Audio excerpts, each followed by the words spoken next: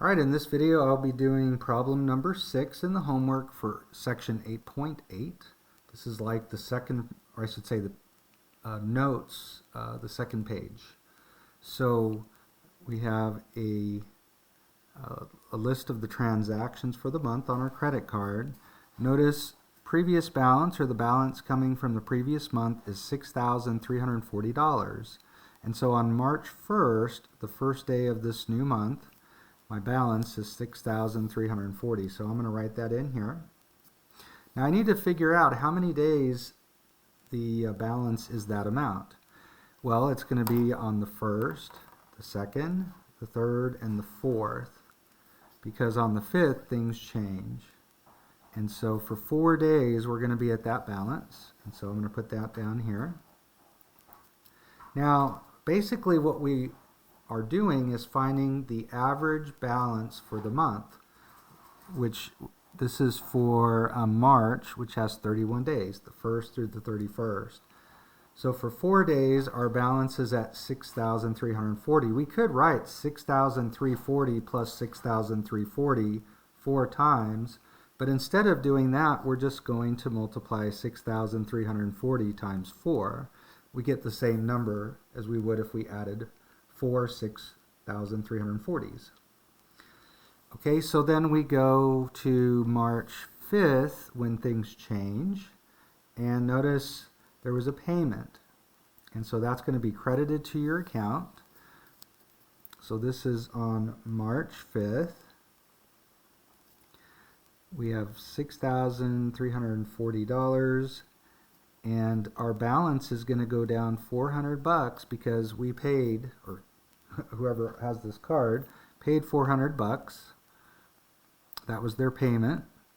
And so if you subtract those numbers, you get 5,940.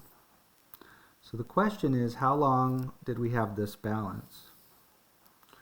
Well, the next thing, the next activity occurs on March 7th. So basically on the 5th and the 6th, we're going to have this balance that we just found. So that's 2 days. So it'll be 5,940 times 2. By the way, we should multiply these out. Here I get 25,360, and you can check it here. We get 11,880. So you can see we've basically added the first 6 days of the month in terms of the balance for those 6 days. All right, so I want you to see something here. We said on our balance of 6,340 was for 4 days. Notice 5 minus 1 gives you the 4. And our balance of 5,940 was for 2 days. Notice that 7 minus 5 gives you the 2. And so that's an easy way to count your balances until you get to the very last one. That's where you got to be careful. Okay, so so on March 7th we go to the restaurant. There's a charge for $60. So this is March 7th. And our balance was $59.40. And since we charged money, we're going to add to the amount we owe here. $60, and if you add those numbers you get 6,000. So how many days was our balance at 6,000? Well, the next activity occurs on the 12th. 12 minus 7 is going to be 5, so it'll be 5 days. So again, instead of adding 5 6,000s, we'll just do 6,000 times 5, and that gives us the sum of those 5 days. That's 30,000. All right, the next activity occurs on the 12th, and this time we're charging $100 for groceries. So March 12th,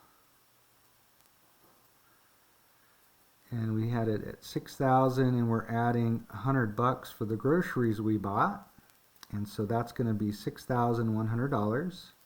Now for how many days? Well, the next activity occurs on March 21st. 21 minus 12, that's going to be 9 days. So for 9 days, we're at this balance, 6,100. And if you multiply that out, you get 54,900. All right, our last activity for the month is on the 21st, and we have car repairs, 230 bucks. So this is March 21st. Our balance was 6,100, but we just had $230 of repair work added. So that's charged to our credit card.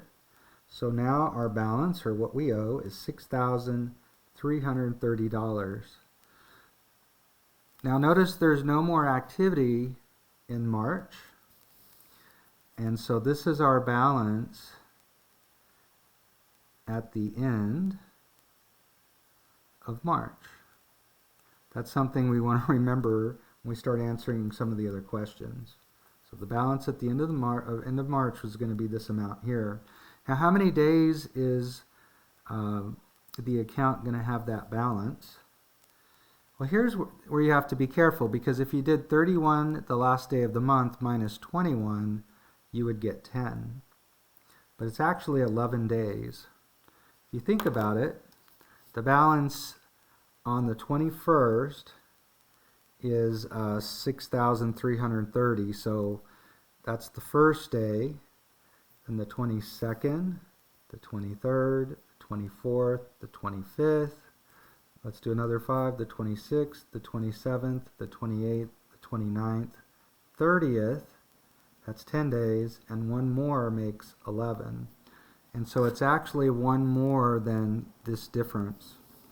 So it's actually 11 days. You can count it out. The 21st all the way through the 31st is 11 days. So our balance is 6,330 for 11 days. So instead of adding 11 of those, we'll just multiply. And we can see that those 11 days add up to 69,630. Now if we add all these up, we get $191,770. Now remember what this number represents. Basically, we're adding four of these 6,340s, 2 of these 5,940s, and so on. So basically, the balance that you have for each day of the month, there's 31 days. So I'm going to go up here. We're supposed to find the average daily balance. So the average daily balance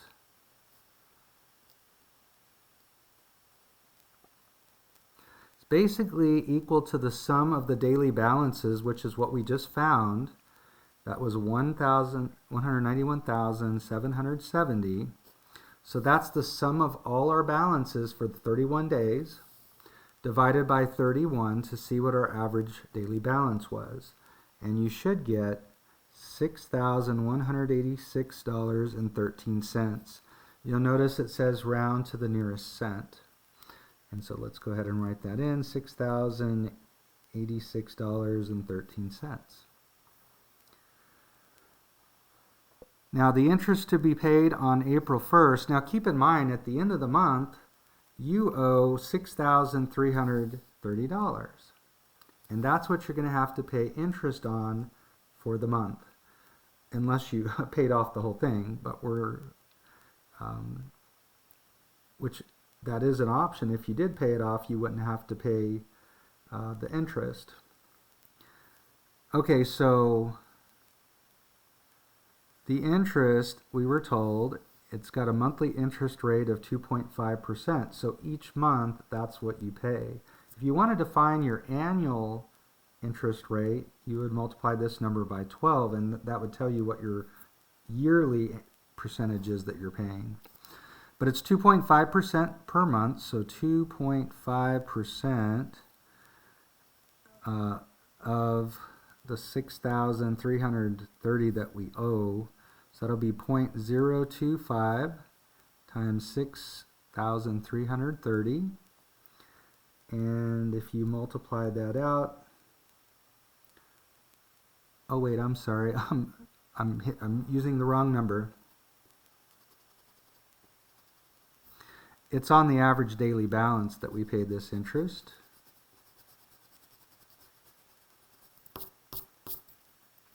So $6,186.13. So if we multiply by that, we get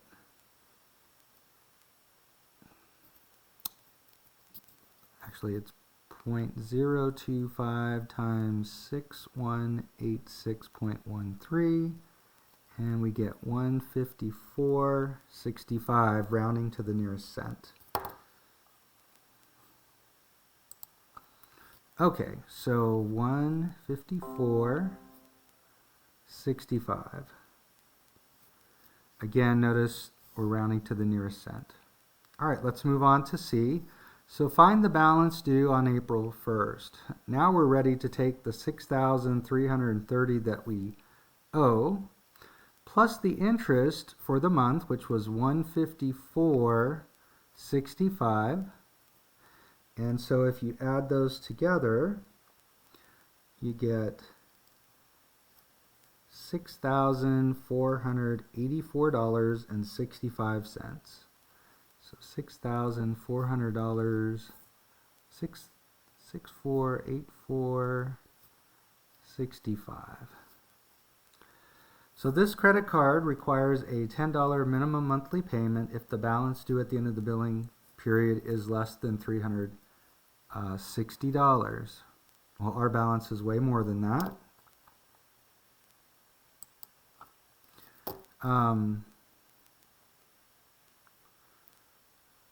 So otherwise, the minimum monthly payment is 1/36 of the balance due at the end of the billing period.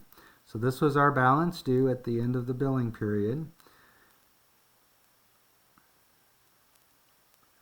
And so it's 1/36 times 6484.65.